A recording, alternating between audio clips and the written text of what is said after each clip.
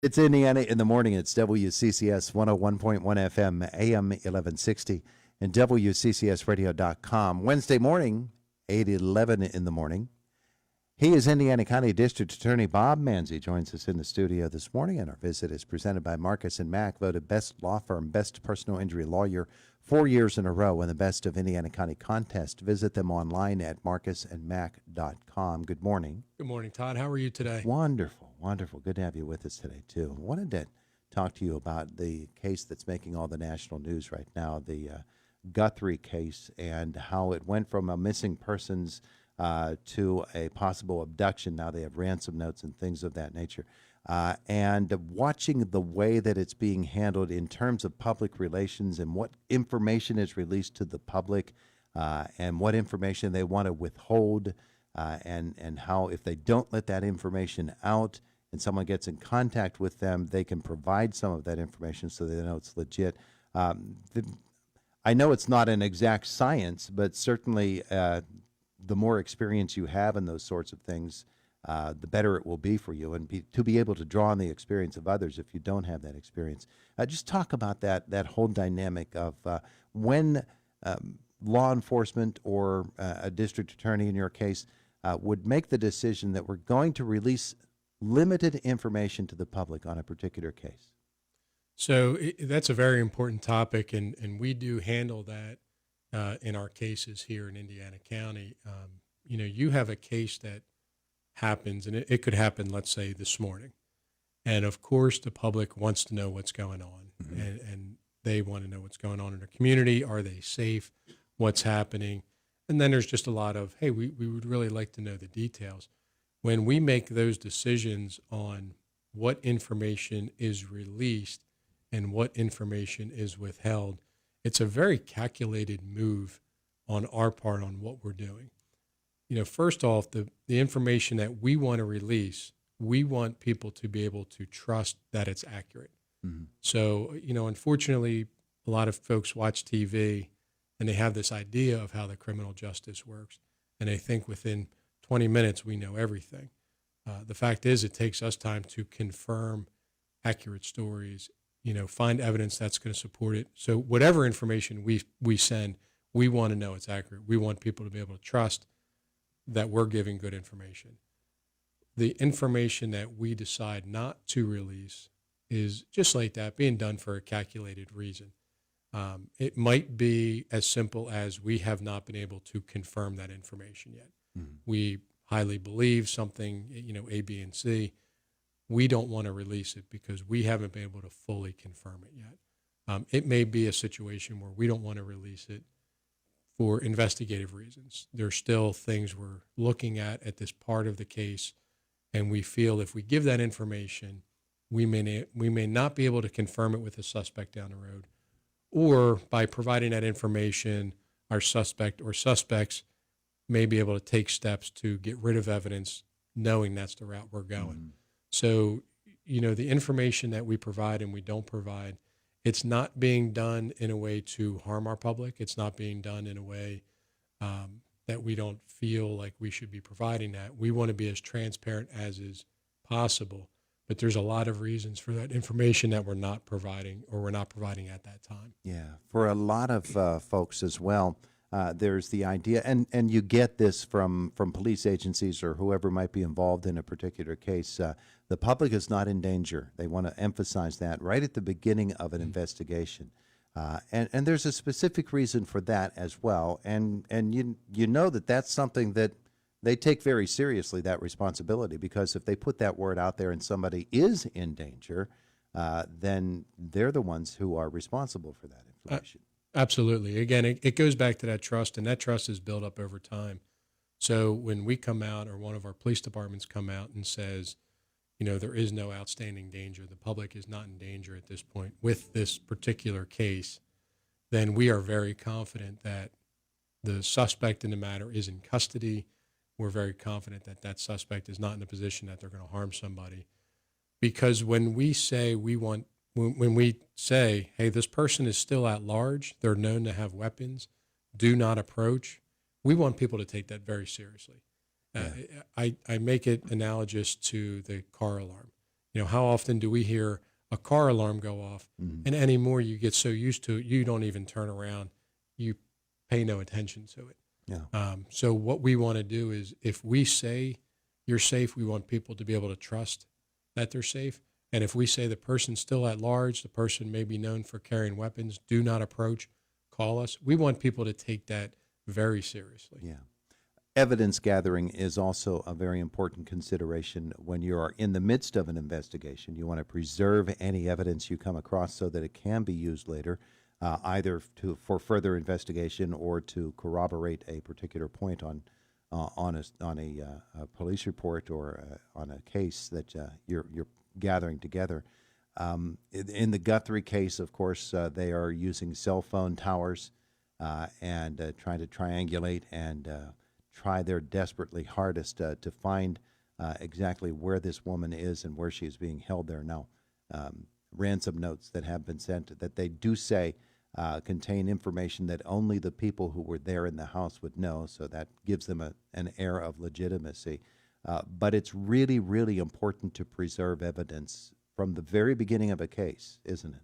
Oh, absolutely. Once you're on the case, there's an order of operation that we're working in. And the very first part is safety. The very first part is safety and security. It's similar when a fire company goes to a house being on fire. Their first goal is not collecting evidence. Their first goal is safety, get the fire out. Then we'll work on that. But as the police department's there and we're collecting evidence, we want to make sure that we know where the evidence came from, that we take every step possible in that moment to properly document, preserve that evidence, to understand its chain of custody. If I pick up this phone and then I hand it to you and you hand it to person 3 and that person puts it into evidence, we want to know and document where that evidence traveled so that we know we can explain. What we have at trial is that piece of evidence in the same state it was once it was picked up by the first person. Further, it's going to be, with the use of technology anymore, we have so much technology out there that a lot of attempts are made to preserve everything. For every cell phone, we're carrying computers around in our pockets and purses. Yeah. So we want to preserve all of that information that we can go through there. We utilize, the state police have a unit where, we can take your cell phone and pretty accurately, we can tell a band where you're at. If you're 100 feet from the closest tower that your phone is pinging off of, and in that band of 100 feet around it, that your phone is in that area. Mm-hmm. And then, very little steps that might not really think about it. But yes, I have your phone in some place. Did we ask the right questions to make sure that person says, oh, yeah, that phone was always on my person? Uh-huh. Yeah. If it's a DUI case and we catch them after crashing or out of their vehicle, did you have anything to drink since then? No, I haven't had anything. Okay, then your blood alcohol concentration isn't disrupted from what it was when you were driving.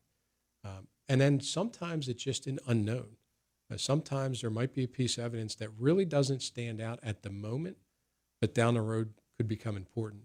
And that's why when we're on scene and we start photographing the scene, the nice part with digital photography is we can take hundreds of photos. Mm-hmm. And, our men and women who are doing that, they're taking photos of everything because you just don't know, something that might mean nothing right now might mean something down the road. So we want to document where everything is. Yeah. And of course, in cases such as the one that's in the national news right now, the whole point, as you say, from the very beginning, is the safety of the person who is involved.